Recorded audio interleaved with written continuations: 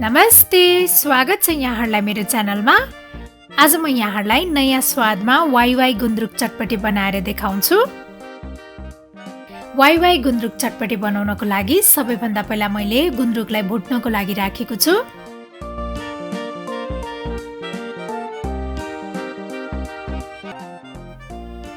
गुन्द्रुक राम्रोसँग भुटिसकेको छ। अब यसलाई एकैछिन सेलाउन दिने। त्यसपछि मैले यो मिक्सिङ बाउलमा राखे वाइवाई। अब यसमा मैले राखे उसिनेको आलु, मसिनो पारेर काटेको प्याज, हरियो धनिया, हरियो खुर्सानी, त्यस्तै मैले राखे बिरे नुन। अब यसमा यो वाइवाई मसला पनि राख्ने। गुन्द्रुक सेलाइसकेको छ। अब यसलाई हातले मिचेर मसिनो बनाउनु पर्छ। यसलाई चाहिँ खलमा राखेर पिस्दा पनि हुन्छ। अब यो गुन्द्रुकलाई पनि यसैमा राख्ने। त्यसपछि मैले राखे भुटेर पिसेको जिरा पाउडर। त्यस्तै मैले थोरै लप्सीको धुलो पनि राखेँ।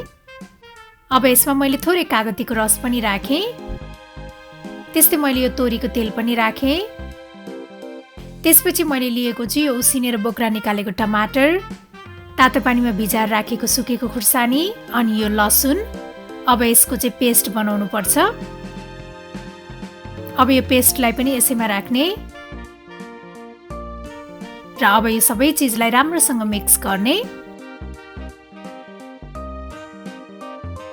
यतिको मिक्स भइसकेपछि हाम्रो यो पिरो अमिलो गुन्द्रुक चटपटी चाहिँ सर्भ गर्नको लागि रेडी भइसकेको छ।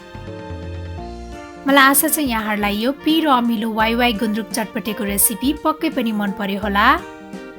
र मेरो अरू यस्तै रेसिपीहरूको लागि प्लिज मेरो च्यानललाई सब्स्क्राइब गरिदिनु होला र मेरो भिडियोलाई लाइक, शेयर र कमेन्ट गर्न पनि नभुल्नु होला है।